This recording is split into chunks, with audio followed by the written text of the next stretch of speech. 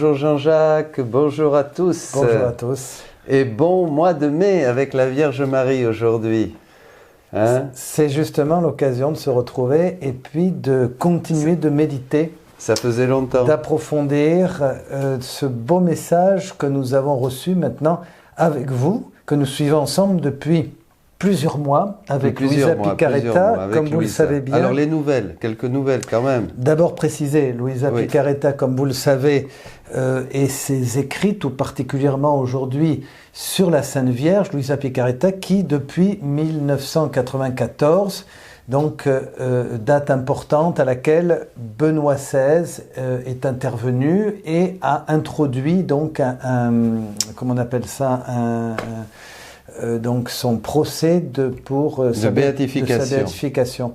Et suite à ça, donc, toute la liberté que nous avons ensemble pour pouvoir écouter ces messages et puis essayer, dans la prière, on nous demande de prier pour ça aussi, et de réfléchir, d'accueillir, de recevoir ce message incroyable, beau, puissant et fort, prodige des prodiges.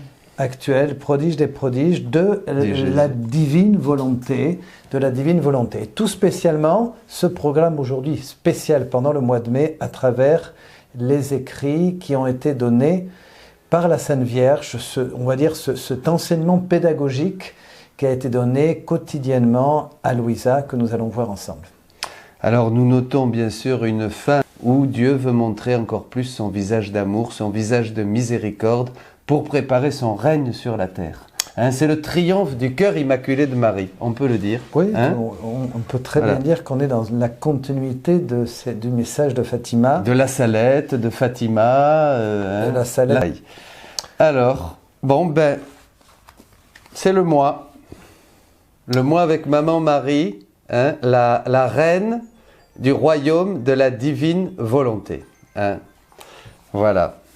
Alors, on est au 19e jour. 19e jour, on va le lire et puis continuer cette méditation, hein, puisque chaque jour, il y a ce dialogue dans ce livre que je vous recommande. Il y a ce dialogue simple, profond, entre Louisa et la Sainte Vierge. Et en fait, c'est une école, c'est une pédagogie, une petite retraite qui se fait, puisqu'il y a toujours une interrogation d'aller plus loin de la part de Louisa et la Sainte Vierge qui donne des éléments de réponse et à la fin un petit conseil précis, un engagement personnel.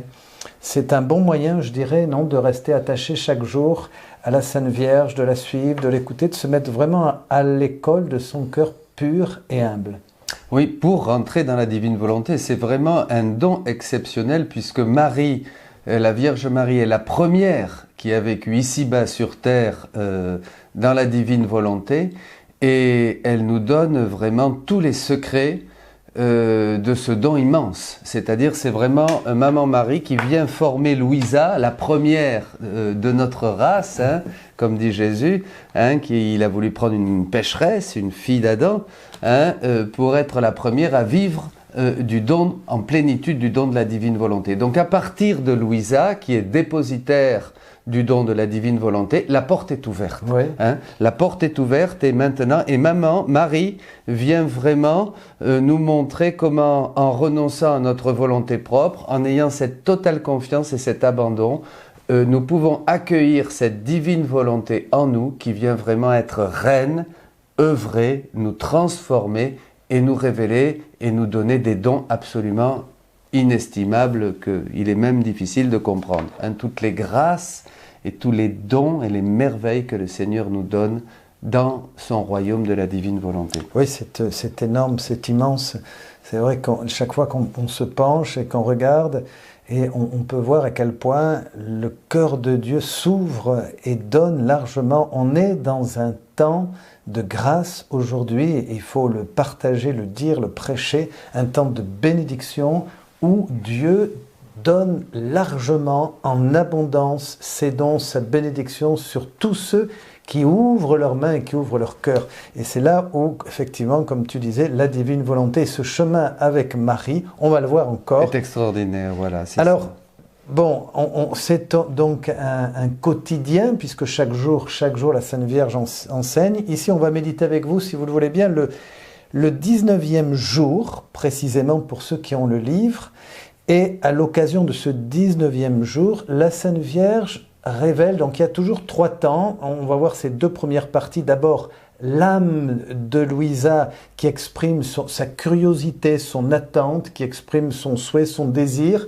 Et puis, la réponse de la Sainte Vierge, ça fait toujours drôle de dire ça, le dialogue du ciel. Et dans ce 19e jour, on est à l'aube du fiat de Marie, c'est-à-dire on retrace ces premiers chapitres de l'évangile de Luc, dans lesquels Marie a été préparée par la grâce de Dieu. L'ange intervient pour demander à la Sainte Vierge d'être la mère du Rédempteur. Voilà, je lis.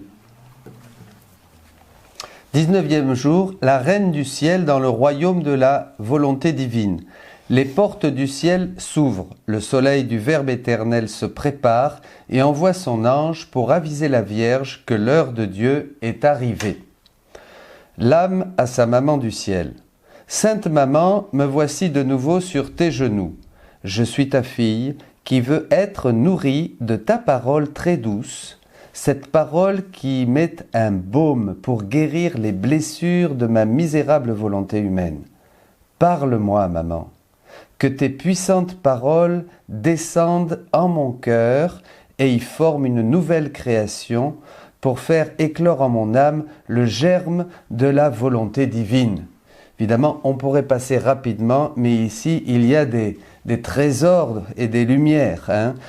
D'abord, les blessures de notre volonté humaine. Tant que nous faisons notre propre volonté, nous ne faisons que nous détruire et nous blesser. Donc, Marie vient nous parler, et ces paroles puissantes de notre mère, mère de Dieu, bien sûr, forment en nous cette création nouvelle qui est le Christ. Dans un autre endroit du livre du ciel, Jésus dit que Marie a reçu de la divine volonté de pouvoir générer, la divine volonté génère la vie de Marie dans nos âmes pour qu'elle puisse y générer la vie de Jésus. C'est-à-dire en accueillant Marie, vraiment c'est Jésus qui naît. Alors c'est puissant et nous devenons cette nouvelle création, comme dit saint Paul, pour faire justement éclore dans notre âme le germe, la petite semence de la divine volonté qui va être appelée à croître et à se développer. Et puis la parole, parle-nous maman. Parle-nous. On est dans un dialogue d'intimité. La vie chrétienne, la relation chrétienne, c'est une relation personnelle avec Jésus, c'est une relation personnelle avec Marie, avec le ciel, c'est un dialogue. Prier, c'est dialoguer. C'est Charles de Foucault qui disait cette parole toute simple, et prier, c'est aimer et dialoguer, entrer dans cette conversation, cette intimité personnelle dans laquelle on retrouve Marie, on retrouve Jésus, on retrouve les anges. Voilà. On est au niveau du cœur. On est au niveau du cœur, bien sûr. Leçon de la Reine du Ciel. Très chère fille, c'est justement pour cela que j'aime tant à te faire sentir les mystères célestes du fiat divin et tous ces prodiges qu'il peut opérer là où il règne complètement. C'est pour cela que je veux te faire comprendre le mal profond dans lequel est plongé celui que domine son vouloir humain. C'est clair. Je te fais sentir cela pour que tu chérisses le premier de sorte qu'il forme en toi son trône, et pour que tu abhorres le second, afin de faire de ta volonté l'escabeau du vouloir divin, en tenant ta volonté sacrifiée à ses pieds. Maintenant, écoute-moi, ma fille. Ma vie continuait à Nazareth. Le fiat divin ne cessait d'étendre en moi son règne. Il se servait de la plus petite de mes actions, même la plus insignifiante, comme de ranger ma petite maison, d'allumer le feu, de balayer, et tous ces services habituels dans une vie de famille, pour me faire sentir sa vie palpitante dans le feu dans l'eau, dans la nourriture, dans l'air même que je respirais en tout. La divine volonté, c'est l'agir de Dieu continuel dans tous les instants de notre vie. C'est l'agir personnel de l'amour de Dieu, c'est l'accueil de l'amour dans chaque détail de notre vie. Et c'est vrai que cela n'est possible que si non seulement on en prend conscience, et si on accepte vraiment d'être attentif. D'ailleurs, bien souvent, Jésus dit à Louisa, sois attentif, fais attention. Et à partir de là, pour se rendre compte que dans tous ces petits détails, c'est merveilleux de voir comment la Marie elle-même précise allumer le feu, nettoyer, balayer tous ces services humbles dans lesquels le Fiat est en train d'agir. Ces petites choses que Jésus appelle des actes actuels. On a fait les actes préalables le matin, des actes actuels. J'essaye de me souvenir en conduisant la voiture. Mais qu'on néglige. On néglige et on essaye de on est pris, par exemple, chaque fois que l'on est pris par l'imagination, qu'on est le pris mental, dans la pensée, on n'est plus, la préoccupation. On n'est plus dans l'instant présent, effectivement, dans le moment à apprécier. Ce que nous enseigne Jésus, ne vous préoccupez pas du lendemain. Vivre cet abandon au quotidien dans les petites choses, sachant que Dieu pourvoit à tout. Vous voyez, c'est vraiment une école d'abandon. Alors, je continue. Palpitante dans le feu. Dans le feu. Je respirais en tout. Je respirais en tout. La divine volonté faisait de mes petits actes des océans de grâce et de sainteté, car là où règne le vouloir divin, là aussi se trouve la puissance de créer à partir de petits riens des cieux nouveaux d'une beauté ravissante. Il y a un passage pour compléter que j'ai relevé en parallèle avec ceci dans le tome 34, le 1er mars 1936, qui dit justement que Marie en vivant dans la volonté de Dieu, donnait à chaque créature une vie d'amour et une vie dans la divine volonté. Et que de cette manière-là, dans sa vie concrète chaque jour, l'amour qu'elle donnait et qu'elle recevait permettait d'ouvrir et d'engendrer des vies pour toute l'humanité, dont nous bénéficions aujourd'hui. C'est extraordinaire. Elle nous enfantait donc. Oui, c'était déjà un enfantement, elle était déjà la mère, notre mère, ce rôle maternel. Oui, bien sûr. Car Dieu, immensément grand, ne sait pas faire les choses en petit, mais par sa puissance, il donne toute leur valeur à des riens et en tire les plus grandes choses, au point d'étonner les cieux et la terre. Tout est saint, tout est sacré pour celui qui vit de volonté divine. Et on pourrait dire tout est caché. C'est vraiment l'opposé de ce que le monde recherche aujourd'hui, la visibilité, la manifestation, l'extériorité, le bruit, la sensibilité. La vie avec Dieu, finalement, est une vie cachée. Ô Israël, ô Dieu d'Israël, tu es un Dieu caché. Et ça, il faut aujourd'hui, parce que ça met l'accent sur cette intimité, ce recueillement, ces petites choses, et c'est là où on trouve notre bonheur. Sinon, on a toujours besoin de quelque chose d'autre, et on a besoin d'une autre nécessité, d'un autre besoin, et de nouveau, on est dévoré par les passions. Il a regardé l'abaissement de sa servante, le Magnificat, les choses humbles. 30 ans de vie cachée, Jésus, dans le secret de la vie familiale toute simple de Nazareth. Voyez. On n'a pas besoin, mes amis, de beaucoup de choses pour être heureux. Il nous faut une chose, deux personnes, Jésus et Marie. Et accueillir la divine volonté. Oui. Nous n'avons pas besoin d'accueillir la divine volonté. Parce que parfois, on nous dit, oui, c'est compliqué, est-ce qu'il y a une recette? Non, il n'y a pas de recette de manière personnelle de le faire. Sinon, justement, cet accueil, ce désir, Jésus dit, désire-le, désire recevoir, et puis se prêter simplement dans le quotidien de la vie, dans tous les jours, se souvenir, ce que je fais, je le fais avec Jésus, je avec le fais Jésus, avec toi, Marie. je fais mon lit, je range ma chambre. Je le fais avec toi, Marie. Voilà. Et en fait, c'est laisser toute la grâce, tout Dieu agir. Profitant aussi de Dieu qui se donne à travers les choses, à travers la saveur du fruit, à travers la douceur de l'édredon quand on s'endort. Oui, toutes ces choses nous manifestent la tendresse de Dieu et de Jésus et de Marie. J'allais dire même, comment dire, c'est aussi une véritable conversion parce que, en tout cas pour moi, on croit on cherche à vivre avec Dieu, comme dit Saint Paul, tout ce que vous faites, faites-le pour sa gloire. Mais en fait, non. Prendre de l'attention dans les petits détails, ouvrir la porte, regarder par la fenêtre, voir embrasser toutes les personnes qui passent comme ça dans un regard simple, d'amour. Les offrir, les faire monter vers le Père. Donc, à la fois, c'est vrai, simple, mais en même temps, quand même, c'est aussi un choix, c'est une décision de vie, c'est un changement de vie, c'est un chemin de sainteté. C'est un chemin de sainteté où nous utilisons ce que Dieu nous a donné, notre cœur, notre imagination, notre sensibilité, pour faire avec lui ces actes intérieurs. Notre corps, nos sens. Oui. C'est une sanctification de tout l'être. C'est beau ça. Oui, parce que quand je t'écoute, effectivement, finalement, c'est tout l'être jusqu'à ses sens, tout est réordonné, puisque le but de la vie divine, c'est remettre l'homme dans cette dignité qu'il avait perdue.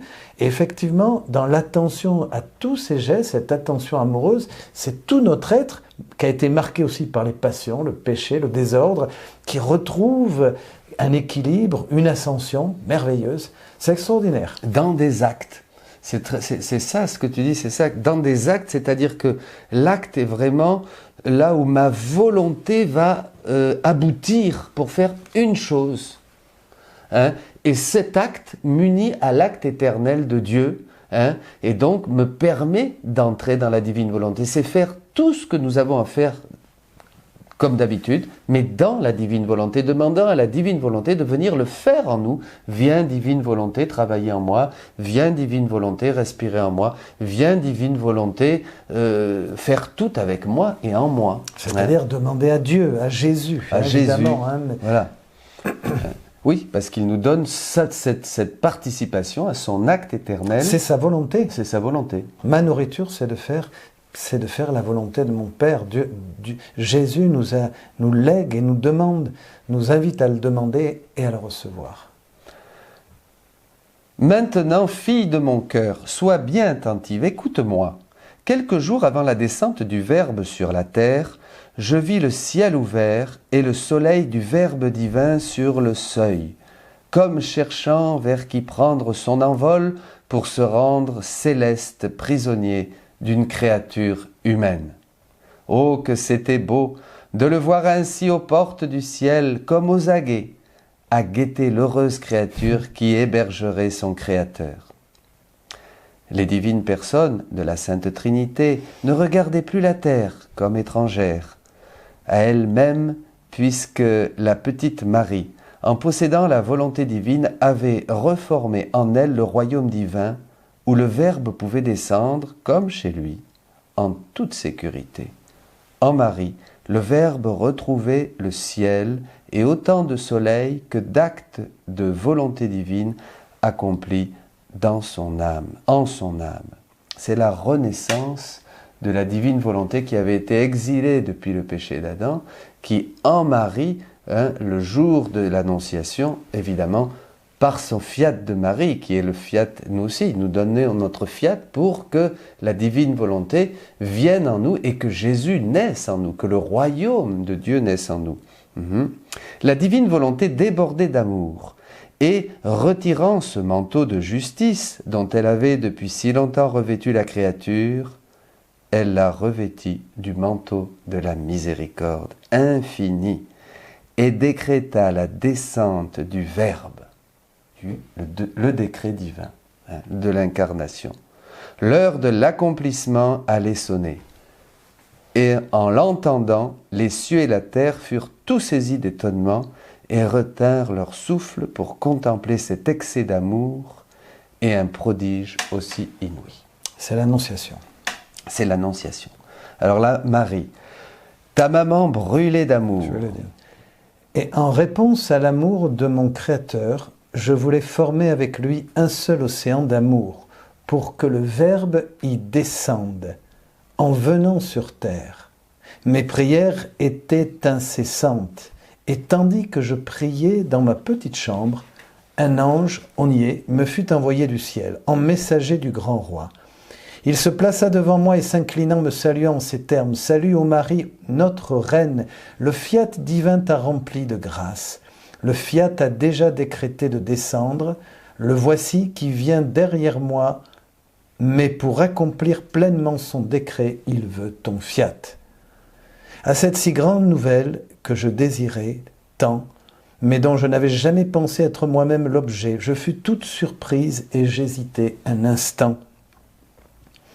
Mais l'ange du Seigneur me dit: « Ne crains pas, notre reine, tu as trouvé grâce auprès de Dieu, tu as conquis ton Créateur. Ainsi, prononce ton fiat, et la victoire alors pourra s'accomplir. » C'est merveilleux de voir l'attente du ciel par cet ange, et l'attente, tout est subordonné à cette réponse, tout est en attente de ce fiat, de cette réponse de Marie. On a l'impression que l'ordre de la création, le projet divin est suspendu, tout s'arrête dans cette attente de celle qui, c'est assez délicat d'ailleurs, que l'ange reconnaît comme notre reine. Notre reine. Et ce qui est d'autant plus merveilleux, Jean-Jacques, chers amis, c'est que cette attente extraordinaire du fiat de Marie est exactement la même que quand chacun d'entre nous va faire un acte dans la divine volonté. C'est la même attente. C'est la même joie de Jésus. Pourquoi? Parce que comme c'est un acte divin, il n'y a pas un acte divin qui est plus grand qu'un autre acte divin. C'est-à-dire que le fiat de Marie, ou notre fiat dans la divine volonté, c'est un fiat divin. C'est la volonté même de Dieu, hein, qui dit oui à Dieu. Hein? Donc c'est extraordinaire. C'est pour ça que pour Jésus, il n'y a pas de joie plus grande, il n'y a pas de bonheur plus grand que nous fassions connaître le royaume de la divine volonté pour que tous, hein, vous le fassiez connaître. C'est vraiment, comme dit Jésus, c'est les apôtres des derniers temps, c'est les missionnaires du royaume de sa divine volonté. Et c'est tout le sens, tout est ordonné, toute la vie chrétienne, toute la rédemption est ordonnée à cette volonté divine. Il faut le proclamer, l'annoncer, le désirer, le supplier, prier. Tout est ordonné à ce que l'homme retrouve, et nous en sommes les témoins et les participants, nous en sommes aussi les acteurs. Les acteurs. Que l'homme retrouve cette dignité. Alors évidemment, c'est le drame de l'environnement, de l'incroyance, de l'athéisme, du relativisme, comme disait Benoît XVI, la dictature du relativisme qui vient écarter toute croyance, et surtout celle-ci en tout cas. Mais nous sommes là comme une suspicion sur la guerriers, vie mystique, comme des guerriers, justement pour faire connaître ce chemin merveilleux. Ce chemin merveilleux. Oui, nous sommes vraiment à cette époque charnière, et il faut rendre grâce à Dieu. Je prononçai le fiat, donc c'est Marie qui parle. Ô merveille! Les deux fiat se fondirent l'un dans l'autre, et le Verbe divin descendit en moi. Mon fiat, puisant sa force dans celle du fiat divin, forma à partir du germe de mon humanité la toute petite humanité qui devait renfermer le Verbe. C'est ainsi que s'accomplit le grand prodige de l'incarnation. Fusion du fiat de Marie dans le fiat éternel de Jésus. Marie, notre mère, nous montre le chemin. Exactement. Parce que ce que fait Marie, le fait Louisa, et ce que fait Marie, Louisa, nous le faisons nous. C'est-à-dire, comme on le disait, c'est le même niveau. Nous arrivons au niveau divin, au niveau de nos actes. Notre Marie nous montre ce qu'est notre vie, qui est une correspondance à l'amour de Dieu. Comme dit le poète, Dieu est venu, il a parlé, il faut bien lui répondre. Voilà, une correspondance à l'amour de Dieu par la divine volonté qui nous donne vraiment de pouvoir correspondre en donnant Dieu à Dieu, comme dira aussi Jésus. Ô puissant fiat suprême, tu m'as exalté jusqu'à me rendre puissante, jusqu'à créer en moi cette petite humanité qui devait contenir le Verbe éternel et que ni les cieux ni la terre ne pouvaient contenir.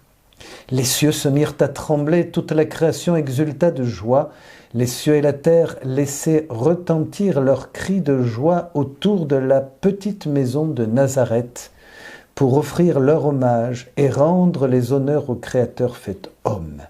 Et dans leur langage silencieux, ils disaient « Ô prodige des prodiges, que seul un Dieu pouvait faire, l'immensité s'est faite toute petitesse, la puissance s'est faite faiblesse, la hauteur inaccessible s'est abaissée jusqu'à l'abîme du sein d'une vierge. Et il est tout à la fois resté immense en se faisant tout petit, puissant en étant sans pouvoir, fort en devenant faible. Ma chère fille, tu ne peux pas comprendre ce que ta maman a éprouvé quand le Verbe s'est incarné. Tous me sollicitaient, tous n'attendaient plus que moi, que mon fiat, que je pourrais qualifier de tout-puissant. Maintenant écoute-moi bien, ma fille, comme tu devrais avoir à cœur de faire la volonté divine et d'en vivre. Ma puissance est toujours la même. Demande-moi de prononcer mon fiat sur ton âme. C'est pour nous, ça.